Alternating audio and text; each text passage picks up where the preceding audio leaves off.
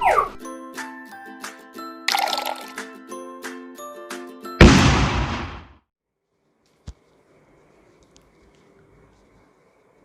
everyone, I Rashmi Arora welcome you all to your YouTube channel IIT Chemistry Shiksha. So in this video we are going to discuss a very important topic for CSIR NET. एक question confirm 4 marks का इस topic से ज़रूर आता है, तो आपसे request है कि इस वीडियो को एंड तक देखिएगा एंड आई गारंटेड इट कि आपको ये टॉपिक बहुत अच्छे से समझ में आएगा। तो आज हम शुरू करने वाले हैं कॉन्जिक्यूटिव रिएक्शंस एंड उसके भी under rate law for complex reactions. Complex reactions का हम रेट लॉ कैसे एक्सप्रेस करते हैं। तो पहले तो क्वेश्चन ये आता है कि आखिर कॉम्प्लेक्स रिएक्शंस होते क्या हैं। So those reactions which are completed in more than one steps are called as complex reactions. एक रिएक्शन जो काफ़ी सारे स्टेप्स में हो रही हो उसको हम बोलते हैं कॉम्प्लेक्स रिएक्शन। फाइन, अब देखो जस्ट सपोज एक रिएक्शन जो है 4 स्टेप्स में हो रही है। 4 स्टेप्स में से कुछ स्टेप्स ऐसे होंगे जो फास्ट स्टेप होंगे और कुछ स्टेप ऐसे होंगे जो स्लो स्टेप होंगे। एंड माइंड माई वर्ड्स, ये आपको पता भी होगा और नहीं भी पता तो अभी जान लीजिए कि slowest step is the rate determining step. जो स्टेप सबसे स्लो स्टेप होगा वही रिएक्शन के रेट को डिसाइड करेगा। एंड अगर कोई स्टेप में इक्विलिब्रियम एस्टेब्लिश हो रहा है that will be the fast step, क्योंकि equilibrium is always established fast. अब देखो रिएक्टेंट जो होते हैं, रिएक्टेंट कुछ इंटरमीडिएट देंगे and that intermediate will finally lead to the formation of product. Reactant stable होता है, प्रोडक्ट स्टेबल होता है, but intermediate which is form during the course of reaction those intermediates are unstable और उनको rate law expression से eliminate करना बहुत ही ज़्यादा इम्पॉर्टेंट होता है। तो उस अनस्टेबल स्पीशीज़ को या फिर इंटरमीडिएट्स को एलिमिनेट करने के लिए रेट लॉ एक्सप्रेशन से we use 2 types of approximation. First is steady state approximation and second is equilibrium approximation. और यही सब मैंने बोर्ड पे आपके सामने लिखा है, पढ़ देती हूँ एक बारी। Complex reactions, reactions which are completed in more than one steps are called as complex reactions. For such reactions, out of many steps, some steps are slow and some steps are fast. Rate of reaction is decided and written from the slowest step. Slow step he rate determining step होता है।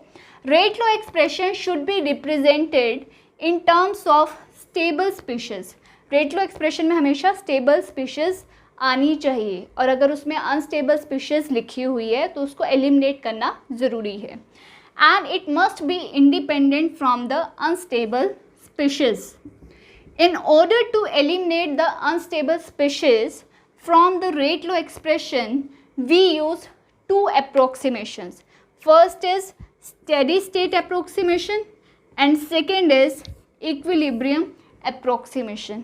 Hopping यहाँ तक आपको कोई भी doubt नहीं है, आप इसका स्क्रीनशॉट ले सकते हैं।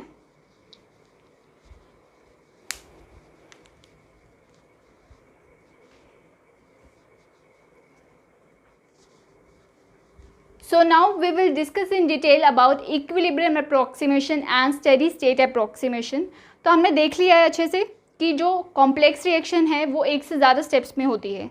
तो जो स्टेप में इक्विलिब्रियम होगा वो फास्ट स्टेप होगा और जो स्टेप इक्विलिब्रियम में होगा उसी पे ही लग सकता है इक्विलिब्रियम अप्रोक्सीमेशन। माइंड इट, जो स्टेप इक्विलिब्रियम पे है उसी पे ही लग सकता है इक्विलिब्रियम अप्रोक्सीमेशन।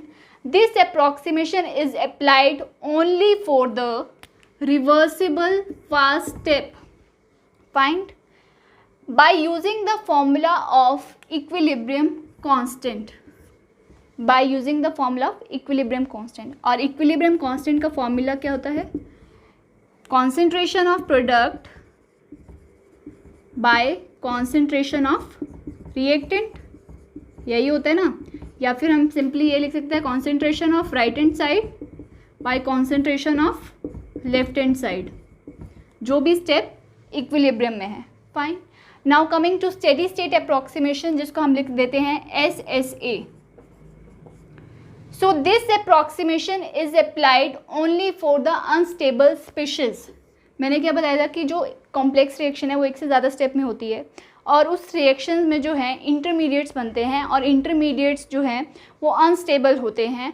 उसी के लिए हम जो है अप्लाई करते हैं steady state approximation which have transient existence. These are highly unstable species. और ये क्या होते हैं? दे हैव ट्रांजिएंट एग्जिस्टेंस, मतलब these are short living species which are form during the course of reaction. These species are also known as short living species. इनको हम short living species भी बोल देते हैं. Mind my word, this approximation can be applied for both reversible as well as irreversible steps. इसके लिए कोई restriction नहीं है. रिवर्सिबल स्टेप्स पे भी लग सकता है और इरिवर्सिबल स्टेप्स पे भी लग सकता है steady state approximation.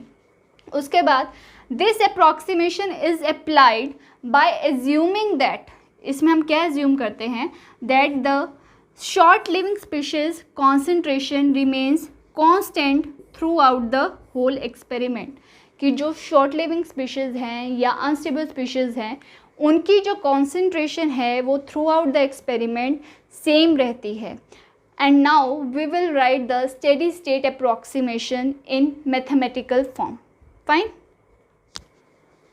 So now we will write the mathematical statement of steady state approximation. हमने यहाँ पर क्या कहा था कि कॉन्सेंट्रेशन जो है शॉर्ट लिविंग स्पीशीज़ की through out the experiment it remains constant. तो इसी को हम मैथमेटिकल फॉर्म में लिखते हैं. तो कैसे लिख सकते हैं कि जो कॉन्सेंट्रेशन है शॉर्ट लिविंग स्पीशीज़ की that remains constant throughout the experiment. And हमें पता है कि डेरिवेटिव कॉन्स्टेंट का क्या होता है? ज़ीरो. तो इसको हम ऐसे भी लिख सकते हैं, derivative of short living species is equals to zero.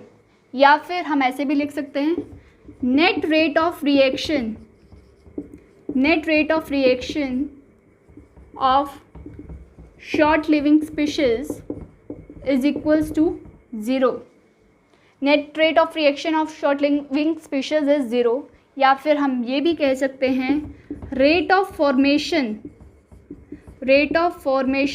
of short living species is equals to rate of deformation of short living species. जितनी रेट ऑफ फॉर्मेशन है उतना ही रेट ऑफ डिफॉर्मेशन है शॉर्ट लिविंग स्पीशीज़ का.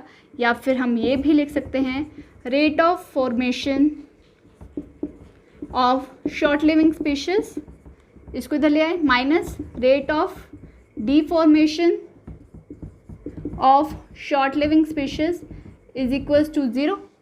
Fine. या फिर हम ये भी लिख सकते हैं rate of deformation of short living species minus rate of formation of short living species is equals to 0. Fine. So this is the mathematical form of steady state approximation. Hoping equilibrium approximation and steady state approximation is clear to you.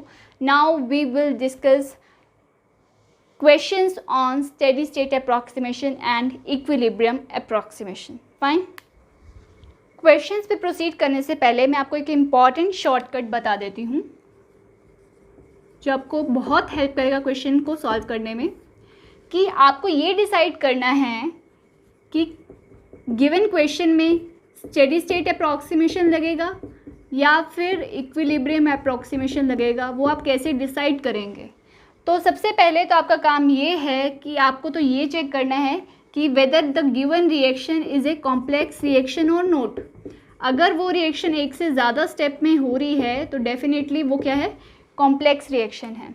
तो if it is yes then आपका second काम आता है, आपको check करने हैं 4 options. जो आपके पास टिक करने के लिए 4 ऑप्शंस हैं उन्हें चेक कीजिए. अगर वो ऑप्शंस सिर्फ एक स्टेप में दे रखे हैं, 1 स्टेप, एक ही स्टेप में दे रखे हैं, तो इट मीन्स कि उस क्वेश्चन में क्या लगेगा? इक्विलिब्रियम अप्रॉक्सीमेशन लगेगा. और हमें पता है कि इक्विलिब्रियम अप्रॉक्सीमेशन किस पे लगता है? रिवर्सिबल स्टेप पे लगता है. फाइन. और अगर आपके पास जो ऑप्शंस दे रखे हैं वो फ्रैक्शन में दे रखे हैं, न्यूमरेटर बाय डिनोमिनेटर की टर्म में, तो डेफिनेटली उस पर क्या लगेगा, स्टेडी स्टेट अप्रॉक्सीमेशन। और हमें पता है स्टेडी स्टेट अप्रॉक्सीमेशन जो है वो reversible as well as irreversible किसी भी स्टेप पे लग सकता है।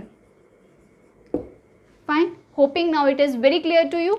बस आपको ऑप्शंस चेक करने हैं, अगर वो एक स्टेप में दे रखा है तो इक्विलिब्रियम अप्रॉक्सीमेशन, और अगर वो फ्रैक्शंस की टर्म में दे रखा है न्यूमरेटर बाय डिनोमिनेटर की फॉर्म में, तो उस पर क्या लगेगा, स्टेडी स्टेट अप्रॉक्सीमेशन। क्लियर?